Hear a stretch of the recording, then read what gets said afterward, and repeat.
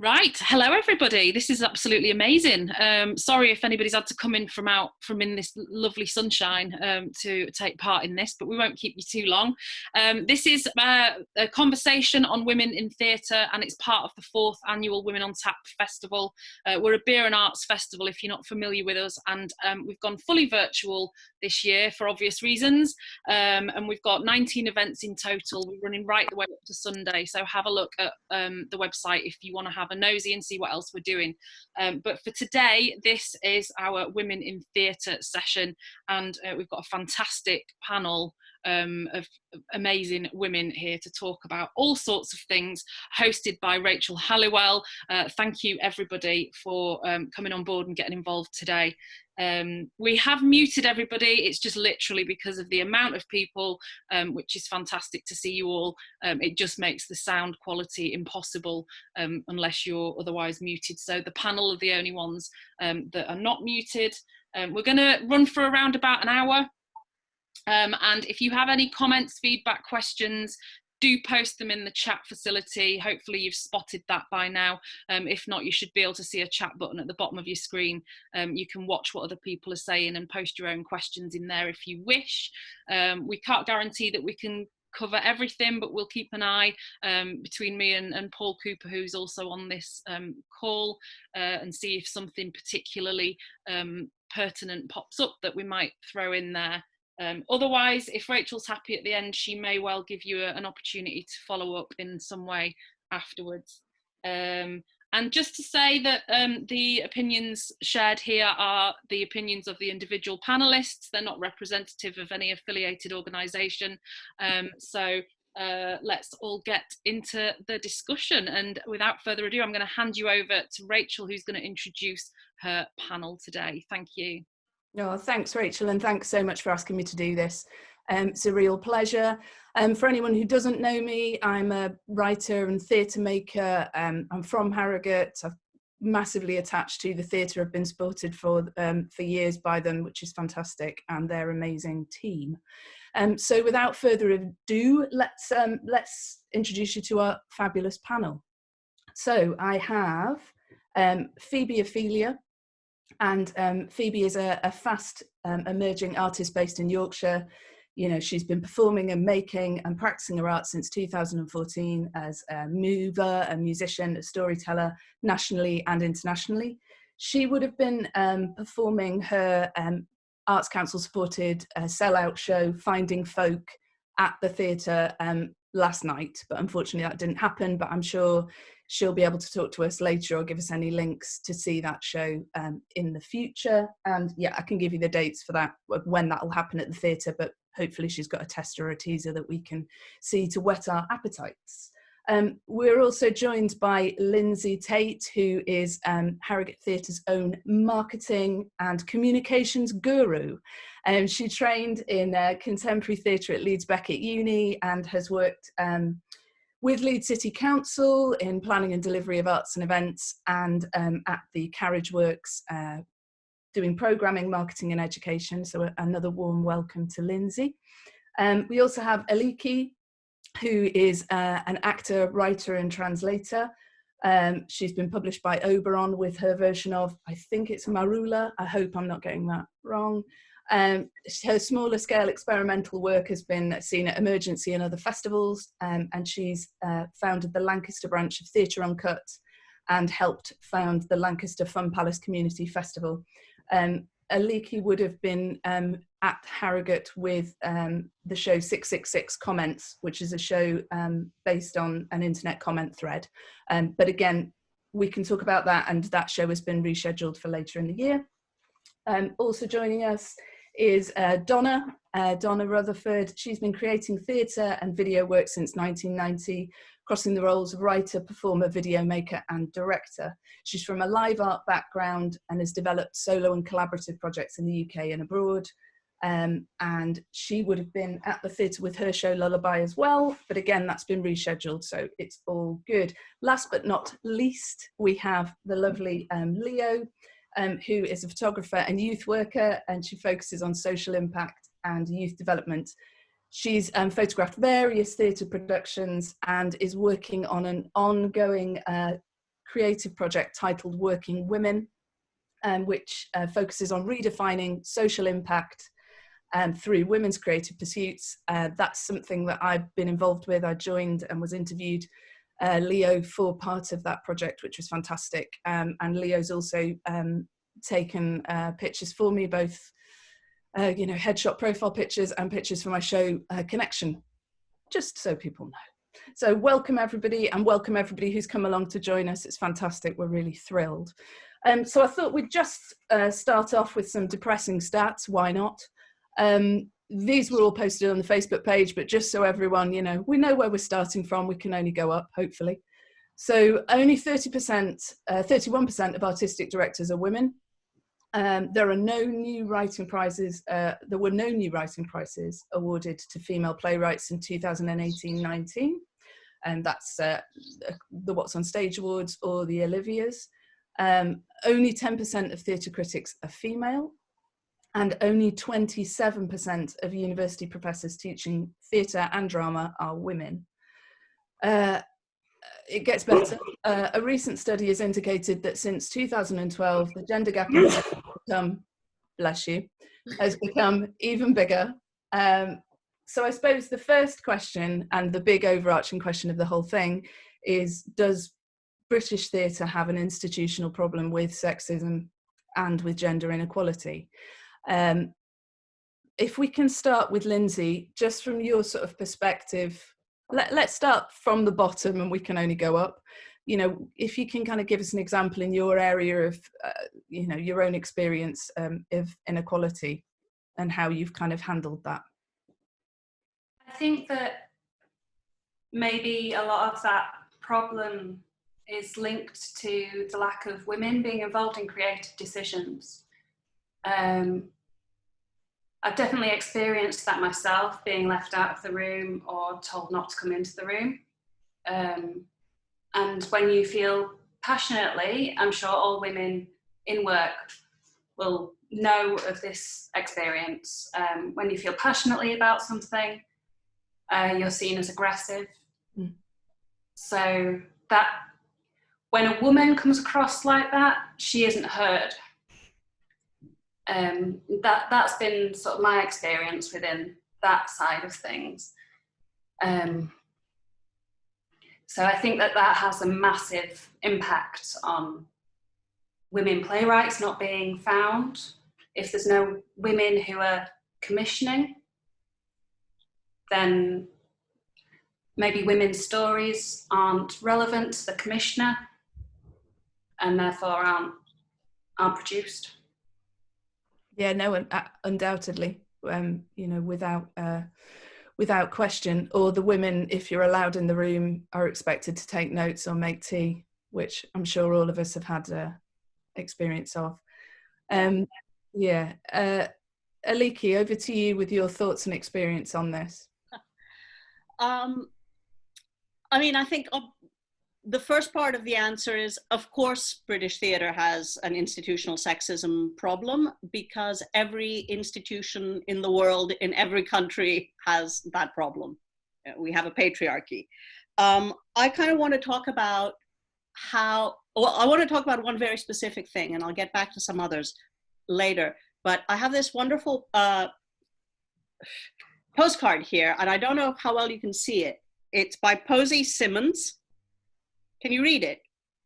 Yeah, just about. Yeah, 7 Ages of Women. It's the 7 Ages of Women. And this is what women performers face, which is, yeah? Yeah. I fall somewhere between 5 and 6 at present, or 4 and 5 on a good day. Mm-hmm.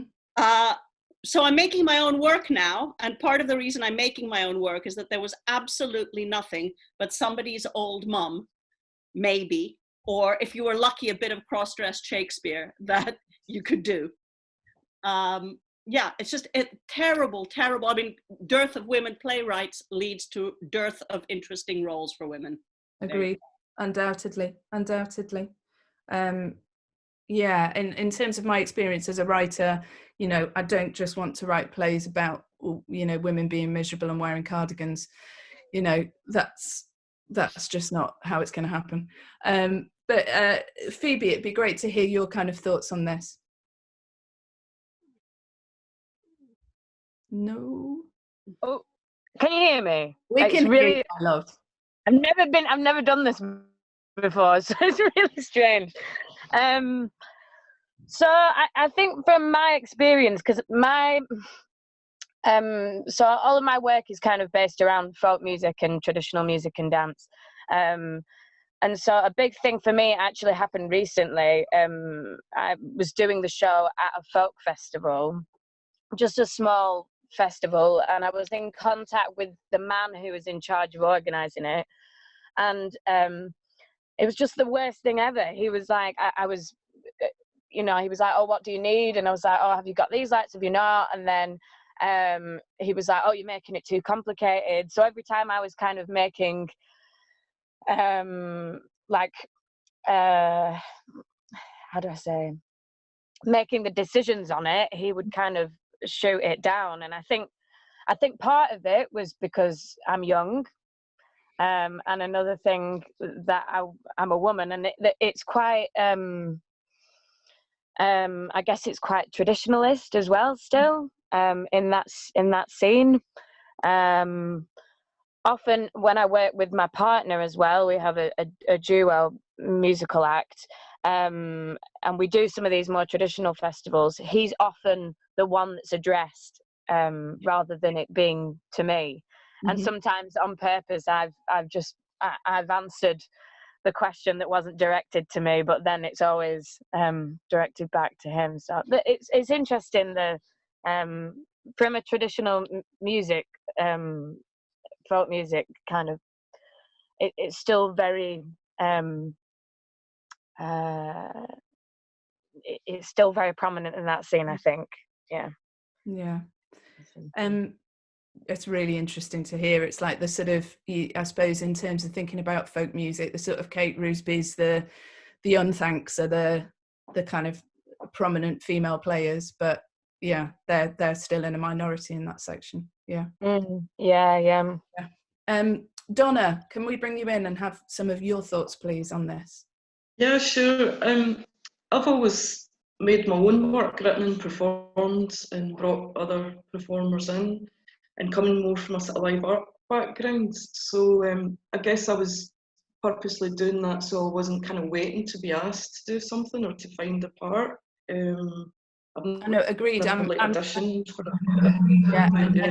come from that background of sort of creating solo shows to make the work that you're not being given, you're not seeing, to create the change. Yeah. When I started out, like 1990, as well as kind of making my own projects, I was working as production manager and kind of lighting person for other theatre companies and touring all around UK. Doing that, so that that I learned a lot through that, and kind of standing up for myself, and like Phoebe was just saying, kind of straight away interjecting and saying, no, it's actually me they want to be talking about the lighting plan, and just kind of people making assumptions, I guess, because I'd kind of built up those skills when I was working as a solo performer. I knew exactly what lights I needed. I even knew stand in the lights. I knew what I get in, so I'd kind of years going on. But I guess it's the same as someone else was saying there, that you often get a male writer or director saying, oh yeah, perfectionist, he's a perfectionist, whereas me saying the exact same thing, she can be different. Yeah, difficult, bossy, strong, complex. Mm-hmm. Yeah, we're losing you a little bit, Donna. I'll just I'll jump across to Leo. Sorry, I'm missing some of them. Okay. Leo, can we have your thoughts, please? Sure. I think I would agree with Phoebe on the kind of looking quite young point as well. So being a woman and looking a little bit young on the side, you find that people rarely take you seriously if you come in to photograph a production or do some production shots, quite often it's, where's the director, or did someone else bringing your equipment? It's like, no, it's just me, and I've got it all on my back. But I think what I've realised as well, from doing Working Women, the Working Women project specifically, is that there's this kind of, because there are all these women now that are just creating the representation that they're not seeing, so they're making their own things. There's this kind of this underlying community of women who just bring other women in, and it becomes this really interesting kind of like support network. So I guess that's one good thing to come out of it, but it's one that shouldn't have to be coming out of it, if that makes sense. There shouldn't have to be a need for that kind of like, the only way we're going to get this done is through this mutual support of other women kind of helping us out and making things happen. But I would say definitely, no one ever really takes me seriously ever, in terms of coming in and photographing something or doing an interview with someone. And I feel like I'm often, even if I'm directing something, I feel like I'm often the one being given directions by others, because they don't realize that I've come in prepared with something. Yeah. Which can become quite frustrating. But yeah. And with the Working Women project, can you just share a little bit more about that, for everyone to get the feel of it? Yeah. So Working Women was born from kind of this whole thought that, do you know what, like, I need to scratch under the surface. There is a much bigger thing here at work with women and non-binary creatives in London, and it's just kind of asking different people how they define social impact. And it started as kind of like a conversation that we would have, just a chat over some drinks. And then I began to realize that a lot of women in the creative industries defined social impact in a way that was completely different to men, completely different to anybody else. And a lot of them didn't feel like they had any social impact, when in fact, there was one that said, oh, I've just had a baby, but I'm kind of struggling to get back out there, but I've just landed my first role after having my child, and I'm kind of juggling childcare with being a mother. And I was like, that is massive social impact. And like, people need to know that those stories, exist, and they need to be able to see, again, representation. They need to be able to see their journeys, and the fact that they're valid and that they're experiences that are out there. So it was born from that, and then it kind of took off. And I interviewed a bunch of people. Also, there's a photography side of it, but it's basically just to give women a platform to kind of redefine social impact as they see fit, and to apply it to their communities. Brilliant, that's fantastic.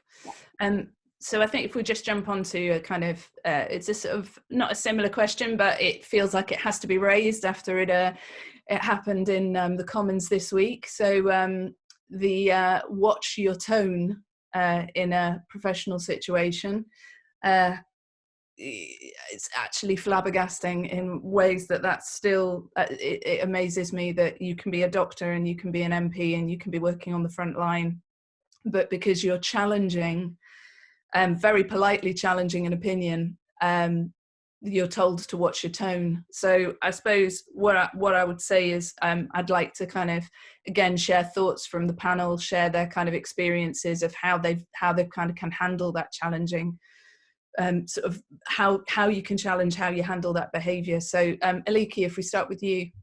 I'm not sure I'm the good person to start with, because my experience has been heavily colored by being Greek and American, both of which are very exuberant, expressive, directly spoken cultures. And people don't so much tell me to watch my tone as run away from me and think, well, there's that mad woman who shouts a lot and waves her hands about.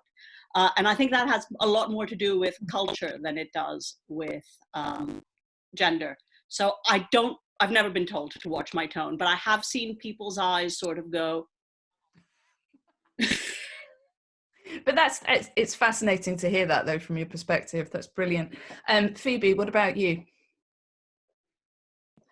So I'm going to bring back the same kind of situation, and it wasn't so much that I was told to watch my tone, but I was, I kind of just said that it wasn't right. You know, I was saying, you're asking me a question and I'm telling you what the answer is. This is how the show works and whatever. And then the reply was, oh, is that a threat? Like, I got this kind of reply, like something, I don't you know, take to that very kindly, you know, this kind of weird thing. And I was like, it wasn't a threat at all. I'm just taking charge of the situation, which I guess comes back to, the bossy behavior. If you're just, you know, it's like a woman on her own trying to run a company. They don't, if I'm telling them what to do or how it needs to run properly, then it seems like I'm threatening them. It's surreal. Crazy. Just seeing on the chat that we've got the fantastic director Amy Burns-Walker, who's saying that she was repeatedly told that she was arguing every time she had a different idea to a man she's been working with. So that speaks depressing volumes as well. But if we can go to Linzi on her thoughts on this. I don't think I've ever been told those specific words to watch my tone. I've been told not to complain about people who have expressed bad behaviour, sexist behaviour. And I've been told to keep my mouth shut and not complain about that.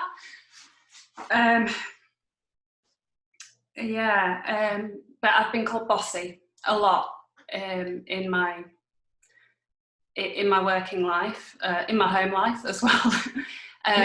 Surely that's like a hands up for all of us. Hands up for the bosses, yeah. 100%. Yeah, I find it a hard word to relate to in a way, because it's got so many connotations.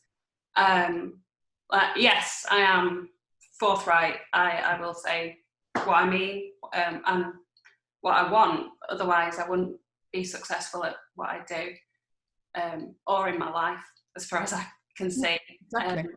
But I wouldn't expect a man to be called bossy. Again, it just doesn't happen, doesn't it? It just does not happen. So men who were, they would be what? Confident, assertive, ambitious, you know, yeah, it's crazy. Leo, how about you? So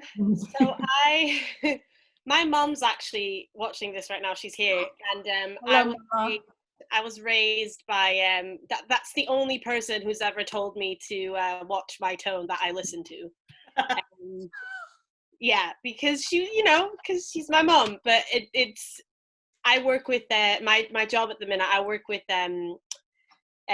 teenagers with additional needs in Hackney. A lot of them from very vulnerable backgrounds, and it is the kind of job where you can't really, they don't watch your tone with you, and you can't really mince words or kind of talk about the situation. And I don't think I've been called bossy a lot, like all the time. And I used to like make myself smaller when I was younger, for men particularly in relationships. This is something I've realized lately, that I used to think, oh, you know what, he was really rude, but like I kept my cool, I didn't react, so like good for me, I'm doing great, I'm so chilled out, God, I'm so chilled out, good for me, I'm that girl that everyone wants to be friends with because I'm so cool, like I don't let anything bother me, and I've realized that actually I want to be bothered because I'm straight, things are not okay, and there's definitely quite a lot of, think about this. Is this something that you really want to go into? Someone's kind of harassed you or said something inappropriate, or, is this something you want to, is this the hassle that you want? Just really think about it. But in terms of telling me to watch my tone, no, it hasn't happened in a really long time. So. Good. Yeah. And we've got some great stuff on the chat. I think forthright's good. I like forthright. Aliki, I'm with you on that one. And Kath, just because you're good at your job and know what you want to get, you're called bossy. A very fair point. It was what I was searching for, Rachel. Yes, men are leaders, women are bossy. And it's a really fair point, Sarah Jane. you know, she's saying she was called bossy when she was a CEO of an organisation. What else could she be? She's the boss. That's just the deal. Donna, if we can get you, can we have your thoughts on this? Okay, maybe we'll come back to Donna. I think she's no, she's back. Can you hear me now? Yeah, hey, wonderful. Yeah, similar to what Aliki was saying, actually, I would say it's kind of more culturally for me, because I was working in England a lot years ago. I guess my Glaswegian, you know, accent's more direct, and I have a more direct way of speaking to people. So I think in terms of watching my tone, it was more to do with that. I guess over the years, I've kind of purposely, if things are getting quite stressful, say when you're trying to get in a show, I get in and there's maybe some technical difficulties, and before it kind of gets out of hand and you're seen as hysterical because you're about to go on stage in like 20 minutes time, and that's not, you know, in order to keep myself calm and keep the whole situation calm, I've sort of learned to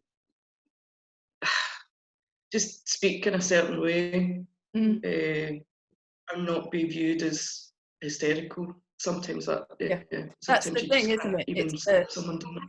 It's the biggest thing, isn't it? The hysteria emotional card is the kind of easiest insult to throw, and then the more that you're in that situation, you're having to kind of sit on everything, because that will just get thrown at you every time. Yeah, I find that really frustrating. Absolutely. Yeah, and I guess it's when you're also kind of multitasking in terms of you're performing, you've written it, you're sorting out the lights, you know, and it can get really stressful, and you do want to kind of say, look, you know, it's me, it's done all of this. give me a break, give me some space. Absolutely. No, it's crazy. So if we move on to the next question, because I want to try and get everyone in and give everyone a bit of a platform later to talk about the projects they're working on. This one's an interesting one. So in terms of things like women's only festivals, specific women's programs, recently there's a new women's prize for playwriting that I've seen launched with Sonia Friedman Productions. Do we think that helps or hinders us? Donna, while we've still got you on, let's go straight back to you. I guess, I mean, over the years, obviously, there's been so many oversights in programming that's like, oh, shit, we've got all men. Oh, didn't realise that, didn't notice that.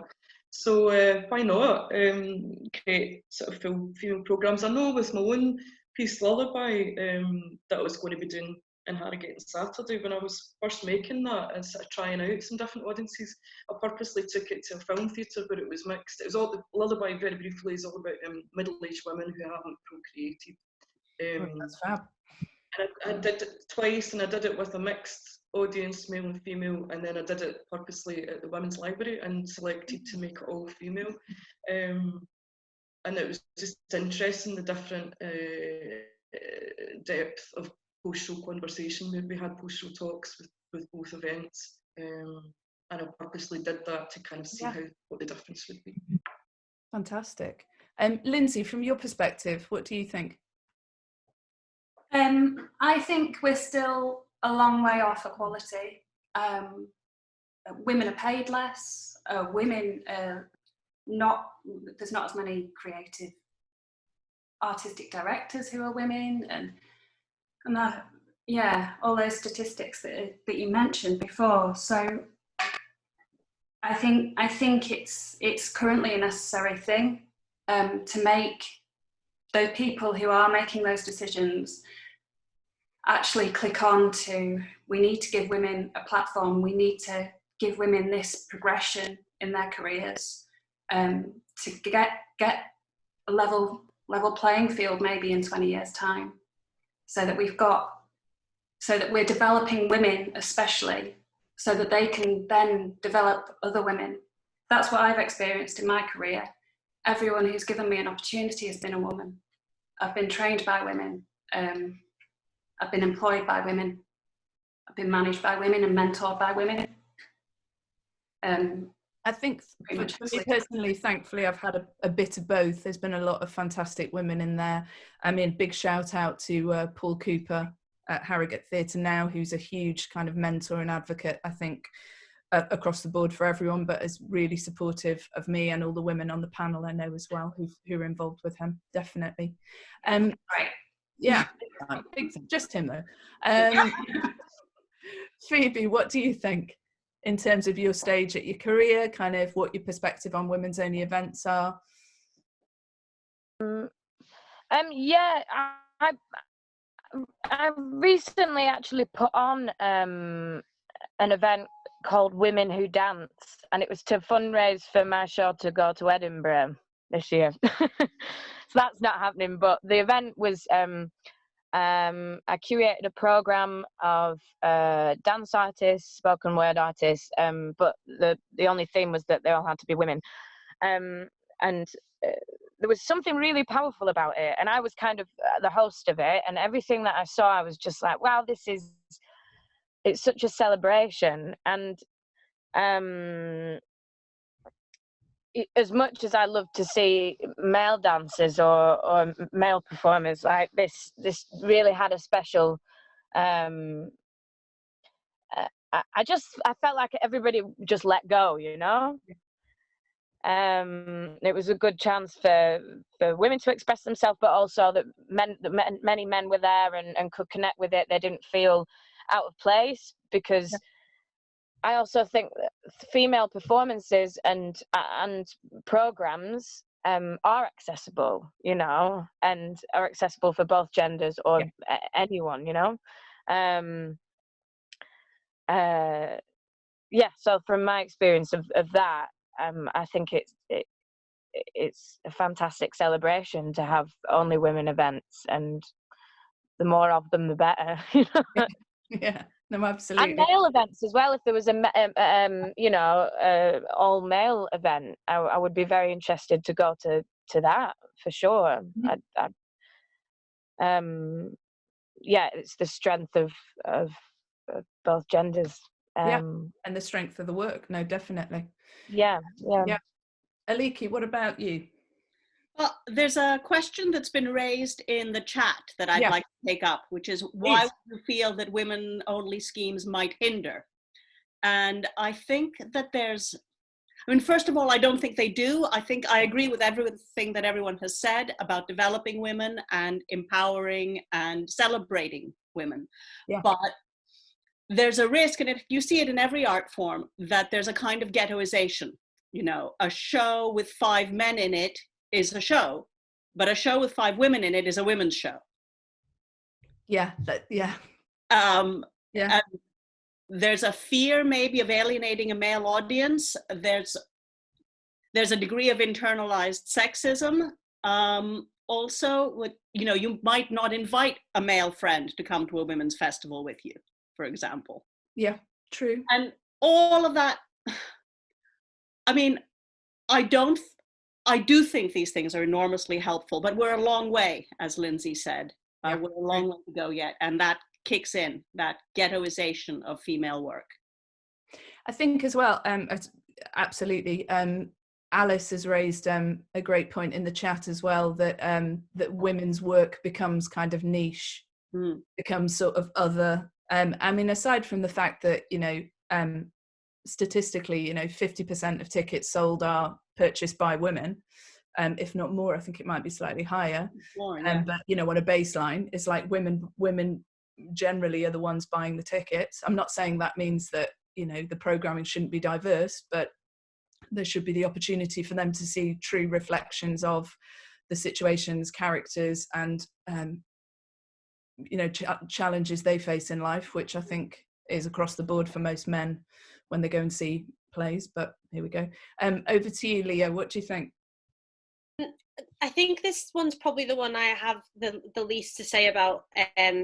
But I do think, like, when you mention to a man about there being or to anyone about there being a festival where, do you know what, actually there were no women there, or there were no women in this play, or there were no women at this event, they're like, oh really, like I didn't even notice, I didn't even think about it, like you're looking at it the wrong way, like that's not, we didn't even think about it, we didn't look at it that way.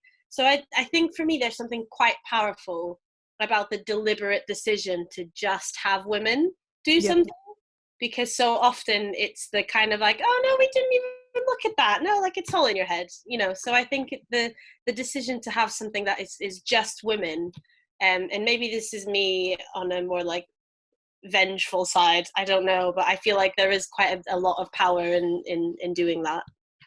Yeah, no, absolutely. There's some great stuff coming up in the chat that Isabel's saying she's noticed women's events are a lot more cautious to state that men are welcome, as you're saying, than events that feature more women than men do for women. So completely, as you've said. And Kathleen said, loving this discussion, also familiar, have lost my voice on many occasions. As AD, I challenge difficult behaviour, or as a performer, choose environments in which I can thrive only. I think it's back, isn't it, to confidence in your own voice, and not worrying that you're going to lose work by challenging behaviour, or you're going to get a difficult reputation. Whereas again, we could fall into the stereotype that men having a difficult reputation, like Don Draper in Mad Men, that's powerful and kind of, you know, all powerful, but for women, no, not so much. Okay, let's crack on to the next question, because I'm aware of time and we could probably all do this all afternoon, which would be fabulous. So if we're trying to think in a kind of forward-thinking, positive way, has anyone felt like they've started to see seeds of change, like small amounts of change, and how we could be agents for change, and any kind of suggestions? If we go to Linzi. I think I have seen change. I've been in theatre for 15 years ish, and I think things are changing. Sexist behaviour where I am now isn't allowed. I've been in the situation of a man leaving page 3 open on the desk behind me. But that was maybe 4 or 5 years ago. And I think a lot of stuff happens that isn't intentional, that people maybe aren't aware of. But I've not noticed it happen. Maybe it's because I'm in a lovely place at the moment that you've got displayed behind you. That it's not happening there. Okay. Aliki, how about you? I've definitely seen change. Well, in 666 Comments, which will be coming to you in October, the designers are women, the writer is a woman, and the idea is mine, but everybody else involved is a man, and they're all men that I've been entirely happy to work with, and one of whom has absolutely gone out of his way to promote me and help me. But the main place that I've seen change, and maybe that's because I'm a single mother, so it's a really important structural part of what keeps me from making work, is that men are taking on more and more childcare. And that really changes the workplace dynamic. And it's wonderful to see. I mean, I'm old enough that my father, as a divorced father, was the only dad in the playground. And now I see so many of them. And it's that kind of relatively small change. Relatively small. It's huge. But because it's about children, we think of it as small. That kind of change, which is outside theatre as a culture, has a huge impact on any freelance work.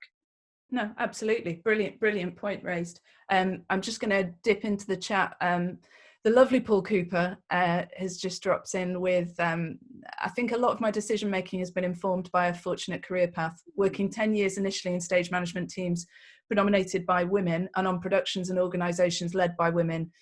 Jude Kelly and Maggie at West Yorkshire Playhouse, Gemma Bodenitz, Sue Sutton Mayo went on to produce Brookside, Sue Dunderdale. So my negative observations have been at a national level rather than a local level.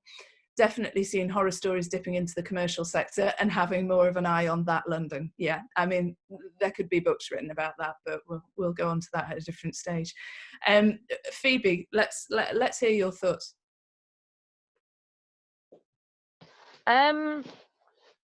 Yeah, again, this situation I'm talking about,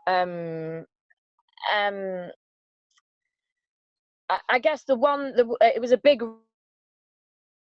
risk for that festival to put my show on, because it is folk music, but it's also the reaction that I got was because they were changing, you know, like this traditional art forms are so quite set in the ways and still a lot in the past. So this was like a massive thing, really. And I was really surprised when I was asked to go and perform at it. It's very, very small festival. It's usually just bands with older guys playing fiddles and stuff, you know. So it was a big thing, and a big thing for. I was quite nervous because I'm doing it in front of these audiences that have never been kind of exposed to this stuff, and I thought, how's this gonna go? I was feeling a bit but that for me that shows change, and that's part of my work aim, is to really bring it into those communities and make it relevant within the traditional arts sector, so that it carries on the traditional music and dance, and I feel like there is seeds for that. Like, I think it will move, you know, and people will keep interested. That's great to hear. Just having a look on the chat. Yeah, brilliant. Rachel, if I know that you put the stats together, if you can find the source, that would be amazing. Brilliant. And just another one from the chat from Sarah Jane. I've seen a change, but then when I was at college in the 80s, it started with a pretty low bar. For example, being told I was too feminist to make it in theatre. Have watched the room change over the years from being predominantly male to predominantly female in certain situations, until you get to the higher kind of management level of directors, ADs, etc. Leo, what's your thoughts on this from your perspective? I'm going to come in with like a glimmer of hope kind of perspective. So because I do work with young people, and like I said, a lot of them are in quite vulnerable situations, I tend to bring a lot of kind of creative activities into the work that we do, because I find that they just connect with them differently. And young people these days they're just, pardon my French, they're just not taking any shit, you know. They're not taking, you know, people using slurs against each other. They're not taking women being treated poorly. They're calling each other out. They're calling their friends out, and they're going out and marching for things that they care, and for things they care about, and for things that matter to them. And so working with like this younger generation, because I'm not that much older than them, it's really given me quite a lot of hope in terms of the change that is to come, because it's, you know, like the bullying still happens, but there has been such a switch in the way that you know, you've got kids standing up for each other now, and and not letting kind of things fly that did before. So I think that's probably going to impact that to some extent. Donna, if we can just have a few words from you, that'd be fab. Yeah, sure. I mean, going back 30 years, I'm talking about 1990 when I started kind of working professionally. I was being programmed by all men in sort of small venues. You're looking at Green Room in Manchester and different places like that. And I was also working as a technical producer, and getting a bit of a kind of surprise reaction at that. So I would say, especially, I'm back in Scotland now a long time, but there's a really strong base of female production managers in Scotland that are coming through great training, and just beautiful choice really, and a lot of women at the head of like National Theatre of Scotland, and with their Arts Council and Creative Scotland and stuff. So yeah, big change. That's fantastic. Just a couple of more bits from the chat. So from Katie, I wonder if lots of this is also compounded by the idea that we're lucky to get to be artists and work in the industry, and so therefore expected to be grateful or anything we get and not to push too much. I think we've all had like a little bit of that. And from Rachael, the wonderful Rachael, who's headed up this festival, I have 2 daughters in their teens, and my main parenting mission is to raise them to take no shit. Yes, bring it on. I love that. So just as we start to slowly kind of wrap things up a little bit, it'd be great in terms of the performers and makers within the panel, if we can just do like a little shout out to the shows that are being kind of reprogrammed, and any way that we can kind of support you online, and your social kind of your website. So Donna, while we've got you on now, Lullaby is the show that should have been at the theatre this week. Yep. So this is just a very small unfunded tour I put together after making the piece a couple of years ago now. So it's myself on stage with interviews with 5 other women, all around age 50.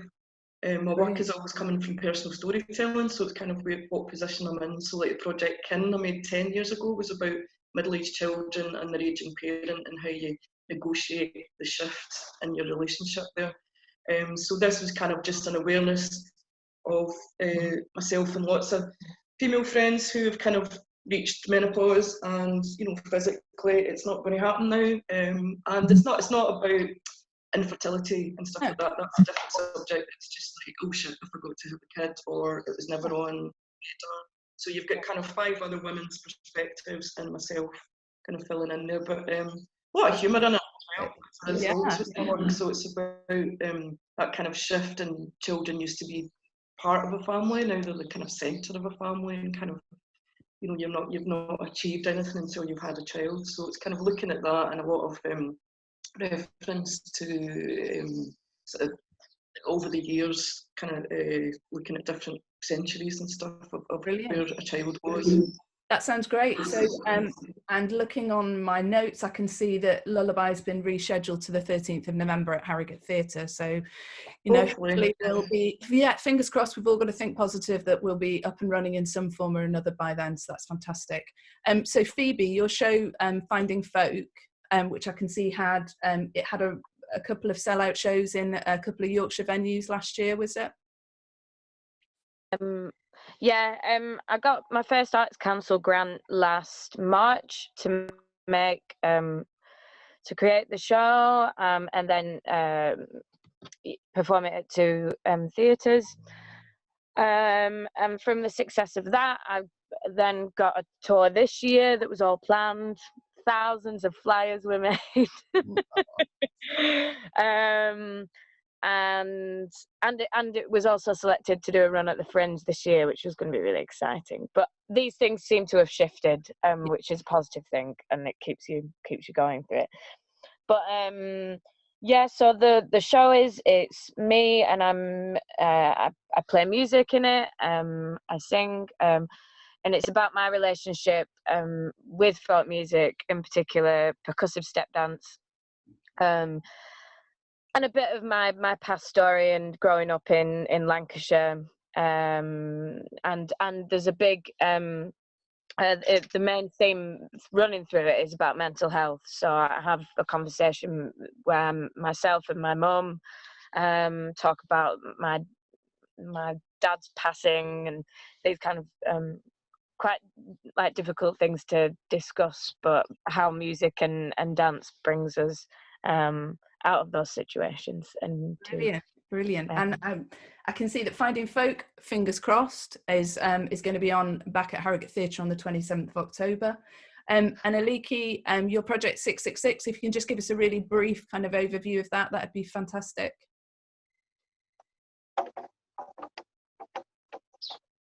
Oh, I'm not hearing you very well, Aliki, at all. No, can't. He's muted, yeah. Oh, I can't hear you. Sorry. Yeah, we're back. Okay. So about 10 years ago, a cartoon was posted online. It was all very pink and blue. You might have even seen it. It went viral. It was huge. It was about how online conversations tend to happen, with male pylons calling women crazy and so on. It was very funny. It was very sweet. And what proceeded to happen underneath was exactly the same pattern, kind of even worse, going from, oh, well, come on now, not all men, all the way to, you crazy feminists have destroyed the world. So we've edited that 666 comment long discussion down to an hour. It's quite funny, a bit scary. And my friend Ben Rigby and I play about 150 people who made all of these comments. Fantastic. And yeah, that's about it. It's a way of bringing an online conversation into real life. Brilliant. The opposite of what we're doing here. Exactly. And again, if all the fates collide, which we hope they will, it will be the 21st of October, rescheduled at the theatre. And another event, An Evening with Savvy Bee by Hannah Walker, will be rescheduled in as well. That should have been in this spring to the 15th of October. So just to kind of sum everything up and sort of conclude what we're talking about, there's a great comment in the chat, if everyone's seen it, from Karen O'Neill. As a CEO from a working class background, I am bossy and I own every single letter. Being a female leader is a huge advance as you have more skills and emotional intelligence to lead. Well, that's a big amen in the room to that. Thank you. So I suppose just a few things to say, really, especially at the moment in terms of this discussion is women and theatre. We all need to support our theatres because it's we've been through a lot of crisis, but this is a big one. So if anyone can donate to their local theatres, spare a few quid, that would be a big help. And I know Harrogate's been doing tremendous work with their team in fundraising. So if you go on harrogatetheatre.co.uk, then you can drop in a donation or book tickets for the future. I felt it was fitting to conclude our section of this chat with a bit of a quote, a little piece from Morgan Lloyd Malcolm's firecracker of a play, Amelia. So let's have a little bit of a call to arms with this section of text that I think everyone will appreciate. Listen to us. Listen to every woman who came before you. Listen to every woman with you now. And listen when I say to you to take the fire as your own. That anger you feel, it is yours and you can use it. The stakes we've been tied to will not survive if our flames burn bright. If they try to burn you, may your fire be stronger than theirs so you can burn the whole fucking house down. Look how far we've come already. Don't stop now. Thank you all. You've been fantastic. Thank you to our fantastic panel. And I think we will have the lovely Rachel back on. Thanks so much. Wow, thank you. That was quite emotional, that ending there, Rachel. Yeah, isn't it? We'll keep going. Yeah, really good. Thank you so much, everybody. What an amazing, fascinating bunch of people. I could literally listen to you all afternoon. Just to say, yes, do support local theatres, do support local artists, creatives, if they have fund me schemes up there or whatever they're doing to try and raise money. If you're able to support them, do now more than ever. As part of the Women on Tap Festival this year, we are offering all of our events for free, but we are on a mission to raise some money instead. And on this occasion, it's for the charity Refuge. And we're hoping to raise £1,000, but we're nearly halfway there and we're not even halfway through the festival. So we're just going to go for it and see how much we can get for that amazing charity. So I will share the link afterwards if that's okay. I'll just send you a quick email around everyone that was registered with the link.